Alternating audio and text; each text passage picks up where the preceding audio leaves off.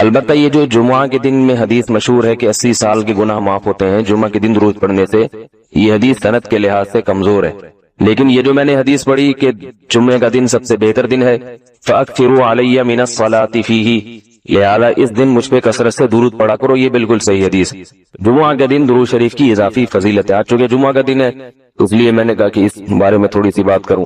ایک اور حدیث میں آتا ہے رسول اللہ صلی اللہ علیہ وسلم نے فرمایا لا تجعلوا قبری عیدا وصلوا علی فإن صلاتکم تبلغنی حیث کنتم، فرمایا میری قبر کو عیدگاہ نہ بناؤ، جیسے میلوں کی جگہ ہوتی ہے نا، میلے ٹھیلے، عید پہ جب سب لوگ جمع ہو کے خوشیاں مناتے ہیں، تو جیسے مزاروں پہ ہوتا ہے نا قوالیاں ہو رہی ہیں اور یہ میلے ٹھیلے ہو رہے ہیں آج کل دیکھا ہے، تو پہلے زمانے میں بھی جب کوئی نیک آدمی دنیا سے جاتا تھا تو لوگ اس کی قبر پہ دھرنے مار کے بیٹھ جاتے تھے، اور وہ مجاور اور یہ سب جو ہمارے یہاں ہوتا ہے، تو آپ صلی اللہ علیہ وسلم نے منع کیا کہ میری قبر کے ساتھ یہ کچھ مت کرو، البتہ مجھ پہ درود پڑھا کرو، اور فرمایا کہ تم جہاں سے بھی درود پڑھو گے یہ مجھ تک پہنچے گا۔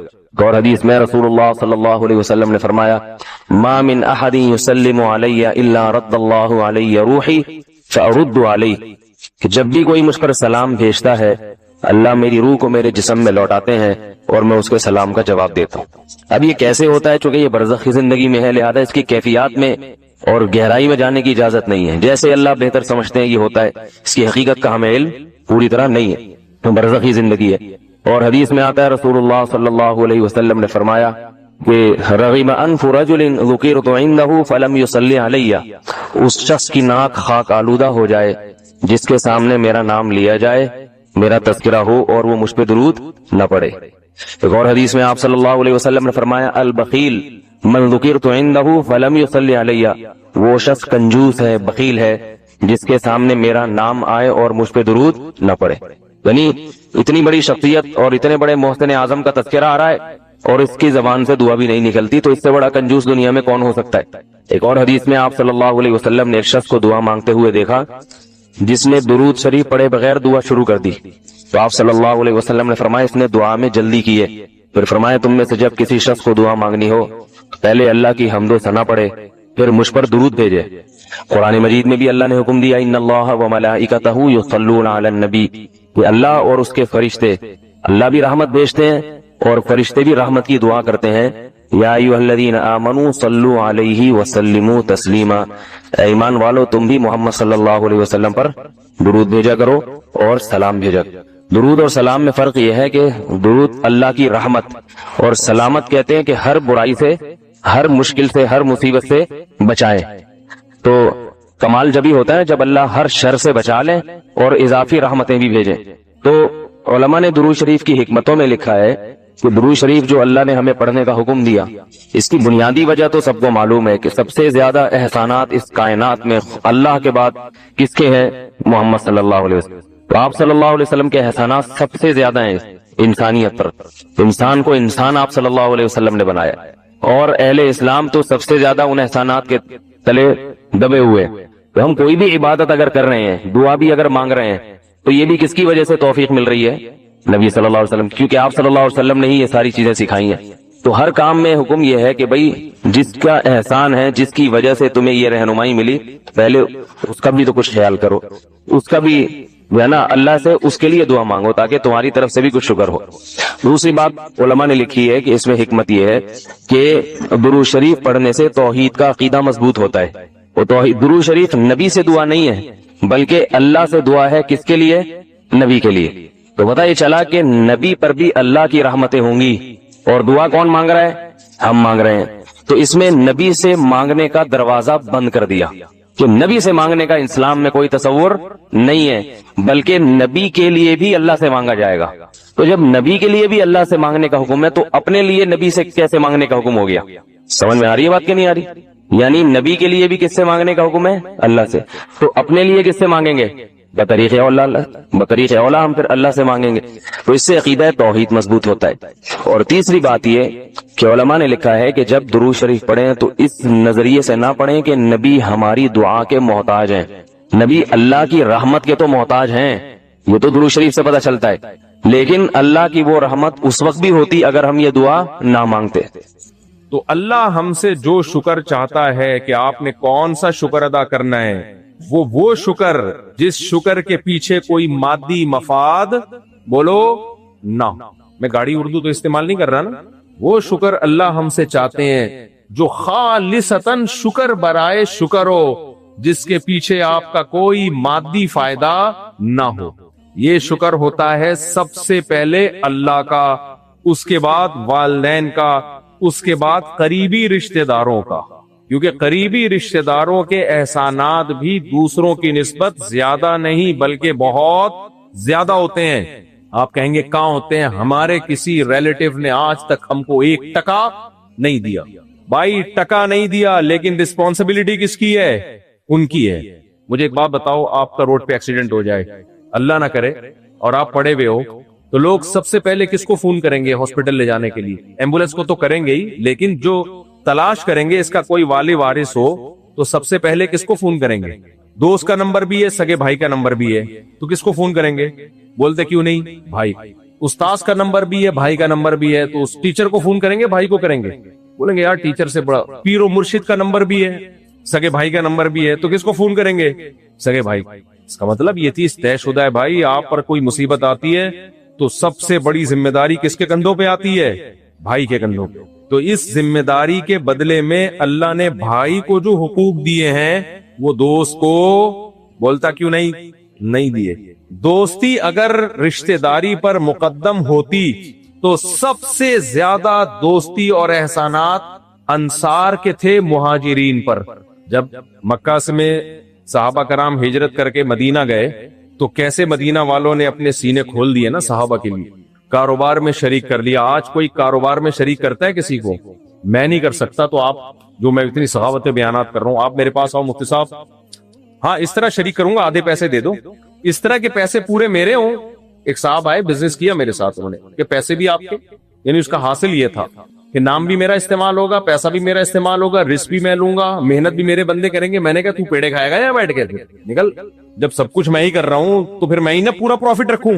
تو ہمارے ابا کہا کرتے تھے جب کوئی آئے نا کہ مجھے پیسے دے دو، میں بزنس کر رہا ہوں، آدھا پروفٹ آپ کا آدھا میرا، تو اس کو مشورہ دیا کرو پورے پیسے تو لگا لے، پورا پروفٹ تیرا۔ کیا زبردست پیکج دیا کہ نہیں دیا؟ اصل میں وہ تجربہ کر رہا ہوتا ہے آپ کے پیسوں پہ، وہ تجربہ کر رہا ہوتا ہے آپ کے پیسوں پہ کہ ٹرائی کر کے دیکھو نفع ہوتا ہے کہ نہیں ہوتا۔ اگر اس کو یقین ہوتا نا کہ 100% نفع ہے تو آپ کے پیسوں پہ بزنس نہ کرتا، ادھار لے لیتا لیکن کرتا اپنے پیسوں۔ اس لیے ہمیشہ بزنس کا اصول یاد رکھو کہ جس نے کسی کو پیسے دے دیے نا بزنس کے لیے، میں بتا کے تھک گیا لیکن لوگوں کو یہ بات سمجھ میں آ نہیں رہی ہے، جس نے پیسے دے دیے نا کسی کو بزنس کے لیے، بھول جائے، پہلے دن سے بھول جائے، اب نہیں ملتے، چاہے وہ بزرگ ہو، داڑھی ہو، ٹوپی ہو، آدھے ٹخنوں تک شلوار ہو، وائٹ کاٹن کلف، حاجی، نمازی، عمرہ کرنے والا، آپ نے پیسے دے دیے، اب ناممکن۔ اگر وہ پیسے کما کے دے رہا ہے تو زیادہ بڑا فراڈی ہے، وہ اعتماد لینا چاہ رہا ہے، وہ اس لیے دے رہا ہے کہ یار ابھی 1 کروڑ روپے لیا، اس کو تھوڑا اعتماد بحال ہو تاکہ 2 کروڑ نکلواؤ، اس لیے وہ پہلے دن بھاگ گیا، شکر ادا کرو۔ نہیں، اگر وہ پیسے کما کے دے رہا ہے نا تو سمجھ لو کہ اب بہت بڑا دھچکا لگنے والا ہے قدرت کی طرف سے۔ آپ کو پیسے میں نے اس کو دیے، دھچکا قدرت کی طرف سے لگ رہا ہے، تو قدرت کی طرف سے اس لیے لگ رہا ہے کہ قدرت نے مفتی طارق مسعود کو یہ توفیق دی کہ آپ کو بار بار سمجھائے ایک بات، پھر بھی آپ کے سمجھ میں نہیں آ رہی، تو انتقام کون لے گا؟ اب قدرت انتقام لے گی۔ اب وسیم بھائی کو پیسے دیے، وسیم بھائی تو دوسرے نمبر پہ ہے، تو اس لیے یہ بیان سے ہٹ کے ایک بات بیچ میں آ گئی، میں مذاق نہیں کر رہا ہوتا کبھی بھی نہیں۔ کوئی آدمی کسی کے پیسوں پہ جب پیسہ کماتا ہے نا، اس کو دیتے ہوئے جان نکل رہی ہوتی ہے کہ یار محنت میں کروں، اس کو کیوں دوں میں پیسے، اس لیے یہ کام کبھی بھی نہ کیا کرو۔ اور اس میں خواتین کو زیادہ بیوقوف بنایا جاتا ہے جب ان کو وراثت ملتی ہے، بھائی کھا جاتے ہیں، شوہر کھا جاتا ہے اور رشتے دار کھا جاتے ہیں۔ بہن کو جب وراثت ملے ایک ہی حل ہے، کسی اچھی جگہ پراپرٹی لے کے ڈال دو یا گولڈ لے کے لاکر میں ڈال دو، اس کے علاوہ دوسرا کوئی حل بولو نہیں۔ بہن کی پراپرٹی بھائی کھائے گا، نہ کھائے نا میرا نام بدل دینا۔ آپ کرو گے مفتی صاحب کیسی باتیں کر رہے ہیں، کیا سارے چور ہیں ہماری سوسائٹی میں؟ اس کا جواب ہے جی۔ اس کا جواب کیا ہے؟ جی۔ اس میں کوئی شرمندگی کی بات نہیں ہے۔ جو نہیں بھی چور ہوتا ہے نا، یہ کرنے کے بعد بن جاتا ہے۔ وہ بعض دفعہ یہ ہوتا ہے کہ آپ چور نہیں ہیں، آپ کی نیت ہوتی ہے بہن سے 1 کروڑ روپے لیتا ہوں تو میں بزنس کروں گا، تو میں ایمانداری سے دوں گا، لیکن تھوڑے دنوں بعد خیال آتا ہے یار چھوڑو یار کیا مسئلہ ہے۔ پیسہ ایسی چیز ہے، خدا کی قسم اس سے پتہ چلتا ہے انسان کے دل میں دنیا کی کتنی محبت ہے۔ ایسے ہی تھوڑی میں ذاتی مکانات کے خلاف بولتا ہوں، मजाक थोड़ी कर रहा होता हूं मैं। दीवारों ईंटों से दिल मत लगाओ भाई। अल्लाह ने बहुत पैसा दिया, जाती मकान बना लो, नहीं दिया कोई जरूरत नहीं है। कबर कबर कबर, जनाजा जनाजा जनाजा, थोड़े दिन की जिंदगी। जब तक ये खोपड़ी में ये वाले सॉफ्टवेयर अच्छी तरह इंस्टॉल ना हो जाए ना, उस वक्त तक पैसों के मामले में एक नंबर नहीं हो सकता इंसान। पैसों के मामले में एक नंबर नहीं हो सकता, क्योंकि दुनिया की हर चीज पैसे से आती है, लिहाजा इस पे कंप्रोमाइज नहीं करता। इस पे कंप्रोमाइज वही करेगा जिसको पता है कि मैंने मर जाना है, ये दीवारें ईंटें मेरे किसी काम की नहीं है। 2 टाइम की रोटी मिल जाए, सर छुपाने की जगह मिल जाए, बहुत है मेरे लिए। ये जब तक तसव्वुर नहीं बैठेगा ना, तो उस वक्त तक पैसों के मामले में एक नंबर नहीं हो सकता आदमी। अच्छा खैर, हम कहां चले गए, क्या बात चल रही थी। बात में दोबारा अपने असल टॉपिक की तरफ आता हूं। तो मैं ये कर रहा था मेरे भाई, शुक्र गुजारी। काफिर क्या करता है, काफिर के यहां रिलेशन की कोई अहमियत नहीं है। काफिर के यहां इंसानी हुकूक की बात होगी, बाप के हुकूक की बात नहीं होगी, भाई के हुकूक की बात बोलते क्यों नहीं होगी, चचा भतीजे के हुकूक की बात नहीं होगी। काफिर के यहां औरत के हुकूक की बात होगी, माँ के हुकूक की बात नहीं होगी, बहन के हुकूक की बात नहीं होगी, खाला पुप्पी के हुकूक की बात नहीं होगी। औरत के हुकूक पे सुबह शाम तकरीरें होंगी। तो भाई जब किसी के हुकूक पे बात नहीं, यानी मुबहम बात हो गई ना, ये तो मुबहम बात हो गई। हालांकि सब औरतों के एहसानात एक जैसे हैं, है भाई। क्या बहन माँ का मुतबादिल हो सकती है, बोलो नहीं हो सकती। क्या खाला फूफी सगी माँ का मुतबादिल हो सकती है, नहीं हो सकती। क्या भाई बाप का ऑल्टरनेट हो सकता है, नहीं हो सकता। क्या पड़ोसी भाई का ऑल्टरनेट हो सकता है, नहीं हो सकता। तो ये नाशुक्री है कि आपके पर एहसानात मुख्तलिफ और आपने सबको एक लाठी से हाँक दिया। ये नाशुक्री, ये बहुत बड़ी नाशुक्री है। तो अल्लाह ताला ने, अच्छा काफिर खुदा के हुकूक की तो बात ही नहीं करता। आपने कभी देखा कोई तंजीम हो जो खुदा के हुकूक के लिए बनी है? और सबसे ज्यादा हुकूक जिस शख्सियत के अदा किए जाते हैं वो आपका बॉस है। उसका कोई हक कभी भी जाया बोलो नहीं होता। वो जब घर पे आएगा इज्जत भी देंगे, चाय भी पिलाएंगे, डांटेगा तो आप बर्दाश्त भी करेंगे, और गुस्सा करेगा, फाइल उठा के फेंक देगा आपकी, तो आप दोबारा उठा के रख लेंगे। सर आपको तकलीफ हुई, मैं आपसे माजरत चाहता हूं। सबसे ज्यादा हुकूक किसके दिए जा रहे हैं दुनिया में, बोलो बॉस के। हालांकि उसका आप पर 5 रुपए का भी एहसान शायद ना हो, शायद इसलिए कह रहा हूं बाज दफा होता भी है एहसान। वो भैया आपसे काम ले रहा है, आपको तनख्वाह दे रहा है इसकी। जितने मोहताज आप उसके हैं उतना ही वो आपका मोहताज है। तो मैं आपकी सोच तब्दील करना चाहता हूं। मैं क्या, अल्लाह उसके रसूल। अल्लाह रसूल कहते हैं सुपीरियर किसको रखो मेरे भाई, अल्लाह को। इतने एहसानात सर के बाल से लेकर पांव के नाखून तक, हमारे जिस्म का एक एक उज़ू, उसकी अगर मार्केट में कीमत लगवाई जाए ना, करोड़ों अरबों रुपए बनेगी वो कीमत। एक आंख को देख लो, आंख को खाली थोड़ी देर के लिए आंखें बंद कर लें और तसव्वुर कर लें अल्लाह ने आंख की नेमत छीन ली, दुनिया अंधेरी। तभी तो हदीस में आता है जिससे अल्लाह आंखों की नेमत ले ले और वो सब्र करे तो जन्नत के अलावा कोई बदला नाबीना का जन्नत में जाना बहुत आसान है, क्योंकि अल्लाह ने एक बड़ी आजमाइश में डाल दिया उसको। कितनी बड़ी नेमत है भाई आंख की अल्लाह ताला ने जो हमें दी है।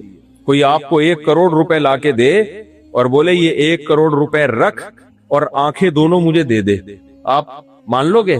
आप बोलोगे तू 1 नहीं 10 करोड़, और ये गरीब आदमी को तू 10 करोड़ दे दे, मैं आंखें नहीं दूंगा तुझे, आंखें नहीं दूंगा मैं तुझे। सुनने की नेमत, और ये जो इंस्ट्रूमेंट लगे हुए हैं ना, ये इतने पेचीदा हैं कि इन जैसी 100% कॉपी अब तक कोई साइंसदान कर नहीं सके। इसकी 100% कॉपी मार्केट में आई नहीं है। ये डिजिटल कैमरा इसी आंख की तो कॉपी है, 100% कॉपी नहीं है ये। और वो आंख हमारी खोपड़ी में अल्लाह ने लगा दी, और इस कैमरे को घुमाने के लिए पहले यूं टाइट से कह के मेरी दूसरी शादी करा दो। एक मिसाल दे रहा हूं मैं। आपका फर्ज बनता है कि आप, मैं तो दूसरी शादियां नहीं कराता, लेकिन आपको अगर कोई जानने कोई बेवा है या ऑर्डर पे कोई बेवा बनानी पड़े, आप क्या करोगे? उसकी मदद करोगे। बहुत सारे काम जो आपके जिम्मे लगा रहा है। लेकिन कुछ लोग क्या करते हैं, शुक्र के आला दर्जे पर होते हैं, वो सारी खिदमात करेंगे, उसको सारी सर्विसेज देंगे, कुछ आधे करेंगे कुछ आधे नहीं करेंगे। ये सब मुख्तलिफ दर्जात हैं। लेकिन सबसे बदतरीन नाशुक्री पता है क्या है? सबसे बदतरीन, जिसपे वो तिलमिला जाएगा और कहेगा काश मैं तुझे बचाता नहीं, मैंने गलती की अपनी जान हथेली पर रखकर तुझे बचाया। वो नाशुक्री है कि आप मुकर जाए, आप बोले तूने मेरी जान बचाई है ही नहीं, जबकि आपको पता है कि इसने बचाई है जान। आप क्या, तूने मेरी जान बोलो बचाई नहीं। جھوٹ بول دے صاف اس کے سامنے، کہیں یہ تو میں خود بخود بچاؤں، میں اصل میں جب سمندر کی لہریں تھی اور ڈوب رہا تھا نا، تو ہوا یہ تھا کہ حسن اتفاق سے ایک لہر آئی، اس نے اٹھا کے مجھے اوپر پھینکا، اتفاق سے ایک فش آئی، اس نے اٹھا کے اسی دوران جمپ کر کے مجھے دوسری فش پہ پھینکا، دوسری فش نے تیسری فش پہ، وہ بیچ میں سمندر میں کہیں ڈوب رہا تھا، پھر تیسری نے چوتھی فش پہ، ایسے مچھلیوں کی کمر پہ جھولتا جھالتا میں کہاں پہنچ گیا؟ کنارے پر۔ بتاؤ اس بدترین تعویل پر اس بچانے والے کو کتنا غصہ آئے گا، کہے گا بھائی یہ کیسے ہو سکتا ہے بیچ سمندر سے تجھے کوئی ایسے بچا کے لے آئے، میں کشتی لے کر آیا تھا، میں نے سمندر میں ڈائیو لگائی تھی اور تجھے نکال کے لایا تھا، اور تو کہہ رہے ایسے مچھلیاں اٹھا اٹھا کے ایک دوسرے کے کندھوں پہ مجھے پھینکتی رہی اور باہر نکال دیا۔ غضب ناک ہوگا کہ نہیں ہوگا؟ ناشکری کی اس سے بڑی کوئی مثال بولو نہیں ملتی۔ کافر کے بچے نے کیا کیا ہے؟ پشتوں میں کافر کو بولتے کافر کا بچہ، کافر کا بچہ ہے۔ تو یہ جو جب زیادہ نہیں ڈیٹیل میں جاتا میں، جیسے الو کا پٹھا نا الو سے زیادہ قیمتی ہوتا ہے۔ ایک آدمی ایمپریس مارکیٹ گیا کہ یہ الو کتنے کا؟ انہوں نے کہا 50,000 کا، اور الو کا بچہ تھا یہ کتنے کا؟ 1,00,000 کا۔ تو کیا بچہ 1,00,000 کا پورا بڑا الو 50 کا، یہ کیوں؟ کہتے ہیں یہ جو بچہ ہے نا اس کی دو خاصیتیں، الو بھی ہے اور الو کا پٹھا بھی ہے، یہ پٹھا بچے کو بولتے ہیں، اس میں دو کوالٹیز جمع ہوئی ہیں۔ تو خدا کا انکار کر دیا۔ اللہ کہہ رہا ہے کہ تم اگر درختوں سے قلم بناؤ اور سمندروں سے میری تعریفیں لکھنا شروع کرو جو میں نے تم پر احسانات کیے، تم لکھتے لکھتے سمندروں کی سیاہی خشک اور قلم ختم ہو جائیں گے گھس کے، لیکن میری تعریفیں ختم نہیں ہوں گی۔ کافر نے کیا کہا؟ کافر نے کہا کہ یہ نعمتیں ہمیں کسی نے بھی نہیں دی ہیں، یہ نعمتیں ہمیں خود بخود مل گئی ہیں۔ ارے آنکھ کیسے بن گئی؟ کھوپڑی میں فٹ کیسے ہو گئی؟ کہہ رہے خود بخود ہوا ہے یہ سب کچھ، ایوالو ہو کے ہوا ہے، ارتقاء کا نتیجہ ہے یہ۔ ایک سیل بنا تھا، اس میں ہوتے ہوتے ہوتے کروڑوں اربوں سال میں جا کے آنکھ بن گئی، ناک بن گئی، کان بن گئے خود بخود۔ جبکہ ایک ایک پارٹ کو لے کے دیکھو نا، ایک ایک پارٹ کا خود بخود اربوں سال میں بننا ممکن نہیں ہے، چاہے جائے کہ وہ فٹ بھی ہو جائیں سب ایک ایڈجسٹمنٹ کے ساتھ۔ ایک پلاس کبھی آپ نے دیکھا جو خود بخود کبھی وجود میں آیا ہو؟ ایک پلاس دیکھا آپ نے کبھی؟ ایک سائیکل دیکھی جس کی گراریاں ترتیب سے فٹ ہو جائیں، پیڈل گھماؤ تو اگلا پہیا گھومے اور اگلے سے پچھلا پہیا گھومے، کبھی آٹومیٹیکلی ایک سائیکل بنتے ہوئے دیکھی آپ نے؟ اتنا بڑا انسان بھائی جس کی دو آنکھیں، الم نجعل لہ عینین، اللہ کہتے ہیں کیا میں نے تمہیں دو آنکھیں نہیں دی ہیں؟ میں پہلے حیران ہوتا تھا، اللہ یہ بھی تو کہہ سکتا تھا کیا میں نے تمہیں آنکھ نہیں دی ہے؟ دو کا الگ سے ذکر کیا اس لیے کہ آنکھ کا بننا بذات خود ناممکن، اور دو آنکھوں کا بننا تو اور زیادہ ناممکن، کیونکہ دو آنکھوں کو ایڈجسٹ کرنے کے لیے ورنیل کیلیپر کی ضرورت ہوتی ہے، خاص اسکیل کی، کہ ذرا سا بھی 0.01 سینٹی میٹر کا بھی فرق نہ آئے، ورنہ سب ٹیڑھا میڑھا نظر آنا شروع ہو جائے گا۔ اتنی زبردست ایڈجسٹمنٹ کی ایوالو ہونے کا نتیجہ نہیں ہو سکتی۔ تو کافر نے کیا کیا؟ خدا کے وجود ہی کا انکار کر دیا۔ بھائی یہ خود بخود ہو رہا ہے، سب خود بخود ہو رہا ہے۔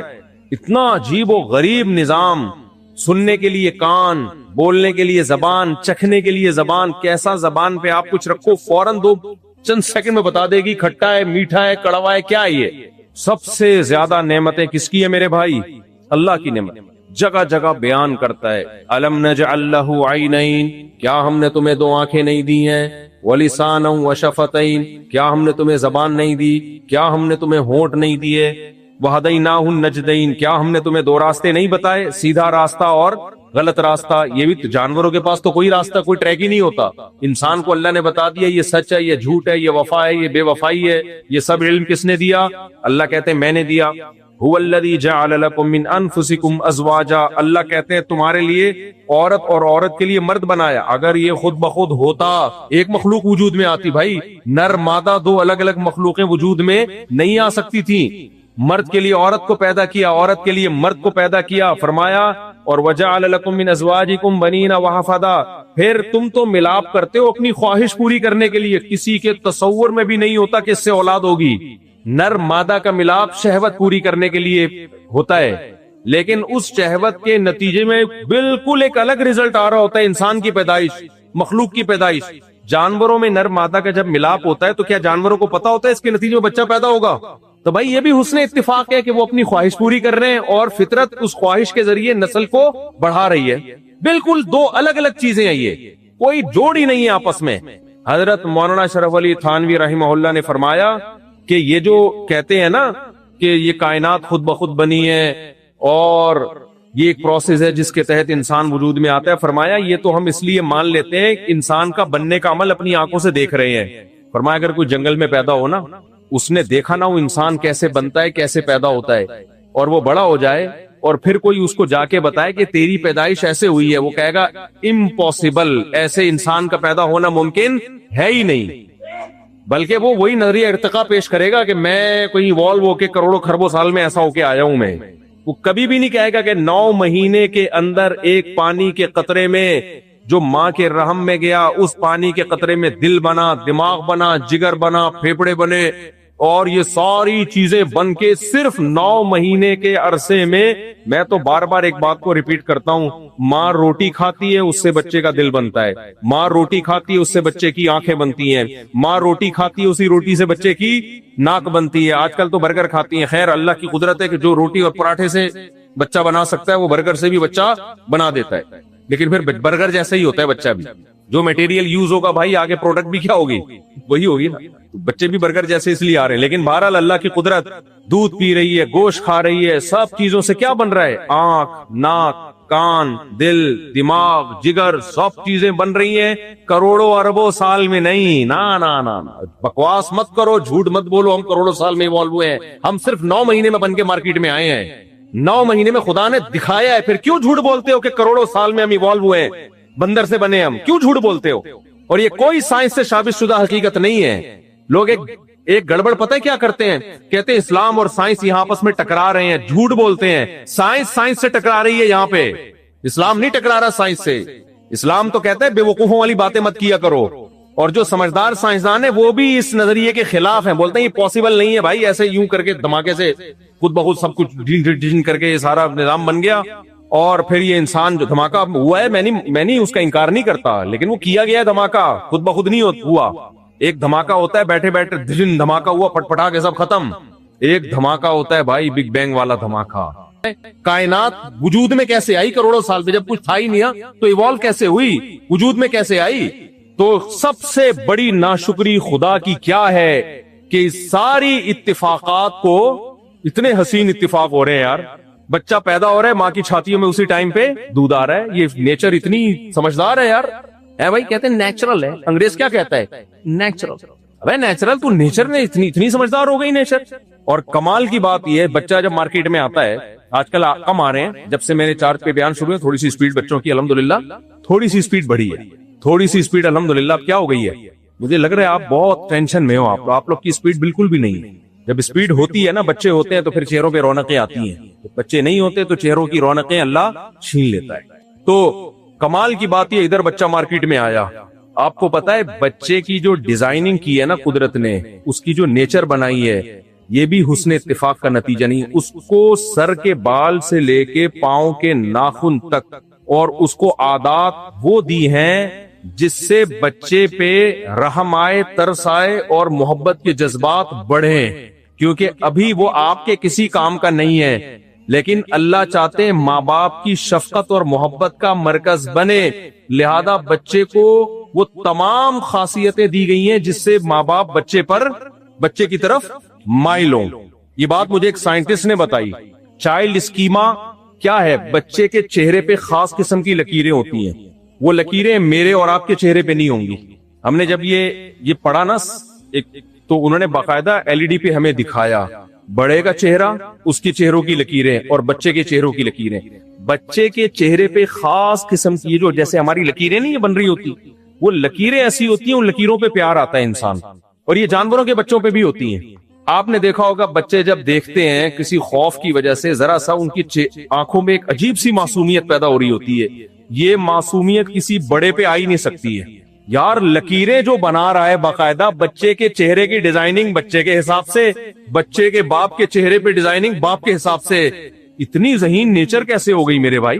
یہ تو ابھی میں LED ہوتی تو میں آپ کو بتاتا کہ یہ لکیریں وہ بچے کے چہرے پہ، جس کی وجہ سے بچے کے چہرے پہ معصومیت پیدا ہو جاتی ہے، اور یہ معصومیت بڑوں کے چہروں پہ ہو ہی نہیں سکتی، یہ ہو ہی نہیں سکتی ان کے چہروں پہ یہ معصومیت، کیونکہ وہ شفقت کا محتاج ہے، وہ محبت کا محتاج ہے، ایک ایک چیز۔ تبھی قرآن کہتا ہے ہر چیز کو ہم نے بہترین طریقے سے بنایا، جیسے جس چیز کو ہونا چاہیے ویسا بنایا، اور ثم ہدا، پھر اس کو اس کے راستے اور ٹریک پر چلا دیا ہم نے۔ تو بھائی اتنا زبردست ایک ذات جس نے ایک ایک چیز ہر حساب سے بنائی، آپ کیا کرتے ہو؟ سائنسدانوں کی باتوں میں آ کے اس خدا کے وجود کا انکار کر دیتے ہو۔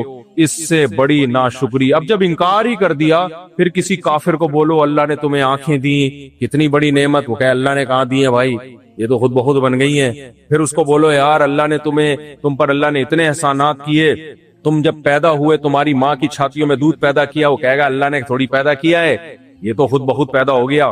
تب اس کو اللہ سمجھ میں آئے گا؟ اس نے تو بھائی سارے احسانات کی دھجیاں اڑا۔ اس کو کہا جائے جب تو بالغ ہوتا ہے تیرے لیے اللہ نے جوڑے پیدا کیے عورت کی شکل میں تاکہ تو اپنی خواہش پوری کر اور تجھے محبت ہو اس سے، تو وہ کہے گا اللہ نے تھوڑی، یہ تو یہ نیچر کا رزلٹ ہے، اتفاق سے ایسا ہوا۔ جب اسے شدید بھوک لگے گی تو آسمان سے بارشیں برستی ہیں، زمین سے تناور درخت پیدا ہوتے ہیں، یہ روٹی ہم تک کیسے چل کے پہنچتی ہے؟ آسان تھوڑی ہے، یہ فیکٹریوں میں تھوڑی تیار ہوتی ہے بھائی۔ آسمان سے پانی برستا ہے، زمین کو کھود کے دیکھو، نہ گندم، نہ انار، نہ انگور، نہ تربوز، کچھ بھی نہیں۔ زمین کو کھودو، سادہ مٹی، گوبر، یہی ہوگا؟ کیا خیال ہے؟ کچھ بھی نہیں ہوگا۔ لیکن اللہ نے زمین میں ایسے سافٹ ویئر ڈال دیے ہیں بھائی، پانی برسا اور کیا تناور درخت پیدا ہوتے ہیں، آم اگتے ہیں۔ عجیب، میں اکثر ایک مثال دیتا ہوں، آپ آم کی گھٹلی زمین میں ڈالو، تھوڑے دنوں میں کیا ہوتا ہے؟ یہ تو ہم چونکہ صبح شام دیکھ رہے ہیں نا، اس لیے متاثر نہیں ہو رہے۔ جس نے پہلی دفعہ دیکھے گا نا وہ پاگل ہو جائے گا۔ آپ اس کو بولا میں جادو دکھاتا ہوں، توجہ ہے نا آپ لوگوں کی، آپ اس کو بولا میں جادو دکھاتا ہوں، کبھی اس نے کوئی درخت اگتا ہوا یا یہ پروسیس اپنی آنکھوں سے نہ دیکھا ہو، زمین میں ڈالا، آپ کے ذہن میں کیا خیال آئے گا کہ زمین میں جب کوئی چیز ڈالی جاتی ہے تو بڑھتی ہے یا فنا ہوتی ہے؟ فنا ہو جاتی ہے۔ کچھ بھی زمین میں ڈال دو، تبھی تو گندگی کو کھود کے زمین میں ڈال دیا جاتا ہے۔ مردوں کو زمین میں ڈالتے ہیں، اگتے ہیں یا ختم ہو جاتے ہیں؟ آپ نے ابا دفنا کے آئے، 4 ابا نکلے ہوئے اندر سے، درخت نکلا ہوا، اس میں سے ابا، چاچے، مامے پھلوں کی شکل میں نکل رہے ہیں۔ کبھی ایسا ہوا؟ بھائی جو کچھ زمین میں ڈالو گے، زمین میں کیمیکل ہوتا ہے، وہ کیا کر دیتا ہے؟ ختم۔ ہر چیز کو مٹی کھا کے، سوائے پلاسٹک کو کہتے ہیں بہت ٹائم لگتا ہے، ورنہ لوہے کو بھی گلا دیتی ہے مٹی۔